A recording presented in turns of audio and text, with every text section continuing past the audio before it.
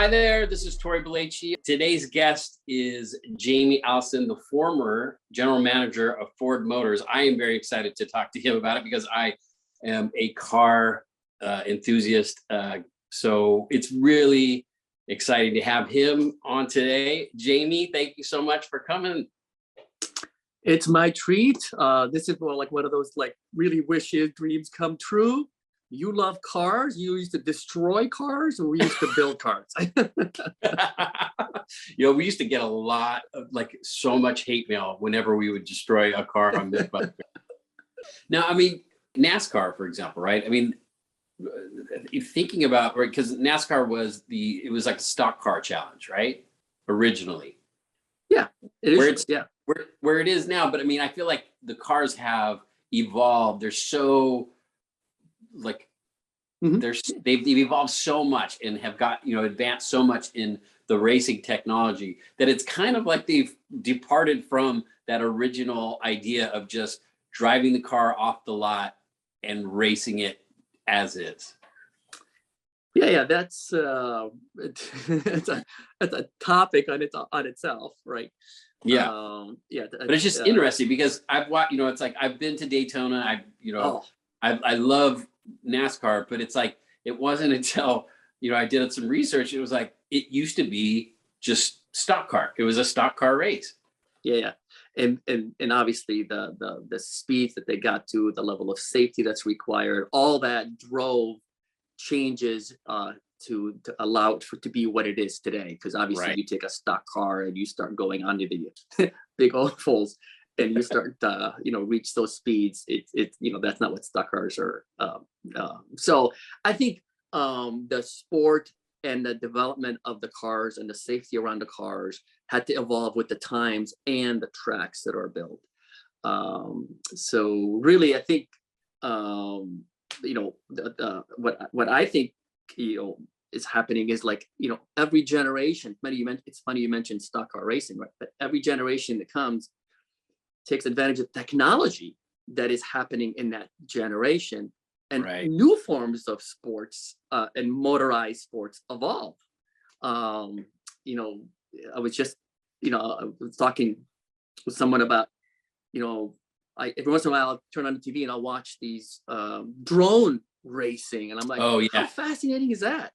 Yeah, and these right, battle bots. I mean, these motorized things that are moving around. I'm like, oh my God, I love this, where technology creates a new form of something exciting, right? And then it brings with it a new generation who follow these things. I don't know if you watch BattleBots, but I love BattleBots. Totally. Well, because Grant used to have his BattleBot. Jamie had his robot. Back in the days, it was called Robot Wars, and he had this one robot called Blendo, and it was basically a walk upside down, and it had a gas motor inside, like a gas engine, and these two prongs, like these two giant teeth, and it would just spin and just devour anything. And I remember going to a competition, and it ripped the robot apart. The piece of the robot hit the plexiglass and cracked the glass, and they were like, okay, this robot's too dangerous. You win the championship, but it's too dangerous to battle these other robots. I just happened to kind of be looking through those, and I mean, because I know it's been some time since, and there was these three forms that I felt like I couldn't decide which one I like more. There's the ones with the horizontal spinners, but I love the one with the vertical spinners because they would get a hold of the other robot and fling it. And also, every once in a while, there's the thing called the hammer. How could you not love anything that has a hammer that just hammers away at the other thing? It just, I was just reflecting on all that. And to me, here's this thing where you have these two remote control vehicles matched up against each other, with basically a fight to the death, right? With people in a Thunderdome watching and cheering, which it reminds me of back in the early days. Isn't that what people did? The Gladiators? Right, the Gladiators. Well, like a demolition derby, right? Similar thing. Like when I was a kid, my dad would take me to demolition derbies, and it was just like, this is the greatest thing ever. Like, you're literally crashing into each other until all the vehicles don't work anymore. Like, this is the best. Yeah. It kind of made me think a little bit about, like, back in the day, the human, right, was in the loop, so to speak, as they say. Design or simulate something with a human in the loop, and that's what the Gladiators were. They were the humans, and that's what conventional racing was. The human was the driver, and now we're seeing these advent where the human has been, technology has allowed the human to be removed to be safer, right? Now you're not, dying to the death, but now these machines are competing, whether it's destruction, whether it's for speed, whether it's drones or cars in a cage, and but yet there's still the human aspect on two levels. One, there's the human remote control, right? The human is doing it, or human flying the drones, and the humans are sitting around getting a thrill out of something, which tells you that because the question always comes up: will people watch autonomous race cars? Right. And that's a great point. But like, because I was out at the Sonoma Raceway, and they had the Audi, the self-driving Audi, and this thing was doing laps. Like, the times were better than some of the drivers. I mean, it was crazy. But don't you feel like there's that element of danger that it's like, if you go to all autonomous race cars, you've taken out that risk factor. Like, the stakes have just come down because there's not a human being in the car. I watched snippets of what happened in that CES, the Las Vegas Motor Speedway, with the IndyCar Challenge. Okay. And so it was fascinating to see, a car passing another car autonomously, because when you think about, these algorithms are optimized to have the optimal, performance, and yet one algorithm was obviously better than another algorithm in order for it to pass it. So you have algorithm passing. Right. And then one of the cars spun, and then the other car, I think, hit the wall or bumped up against the wall. And then your first reaction is like, oh, there's like something is happening. Even in a real race, when something hits the wall or spins, you like take attention because you think someone's going to get injured, maybe. But in this case, like, oh, no one's going to get injured. Oh, it's interesting that this thing hit the wall. So you're right. Maybe the danger is not there, but the emotions are still in it, because you're like, something, something's happening. Tell me what you're feeling about E series, the like Formula E cars, the electric racing. Yeah. Motorsport has always been a kind of a platform that advances the progression and the adoption of the underlying technology that's going to be in production, right? So obviously there's a lot of, when you think of connected vehicles, electrified vehicles, autonomous vehicles, there's a parallel for those in motorsports to advance the pace of technology. So I think obviously when you're going to venture into EV racing, one of the things that's happening production side in EV is, battery range, right? That's key. Could that play a role in advancing battery range? I'm sure it can. Just like, with conventional racing, what happened with the advent of ABS and traction control that was pioneered on the racetrack and then updated into production.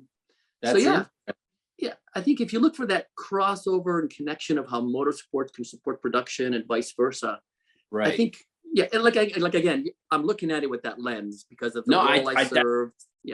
I think that's a great point, because I mean, you're looking. It's almost like a lot of technology was engineered for military, and then then it's adapted for civilians. But that's an interesting point where it's like the battlefield is the racetrack, and now you're advancing the technology, and then you're going, wow, this works really well. Let's give it to the public. Yeah. And then So it's pioneered there. It helps advance its pace because now there is a field, an arena for which you have to teams compete who can have the best performance, whether it's in this case, whether it's battery range or you name the technology. And then that gets commercialized and then advanced on the production side. So I think that connection between motorsports, and real production commercial application is really a critical part that brings stakeholders in, brings innovators in, brings OEMs in.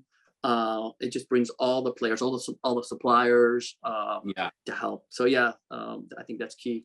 It's weird though, being at those races. It's like it's a different, just not having the roar of the engines. It really it's a different experience. Like when you're in the paddock and you have these cars start up and they're going out, to line up. It's so loud and you feel it in your chest. It's just like, oh my gosh, this is amazing. But then the electric cars, it's like, that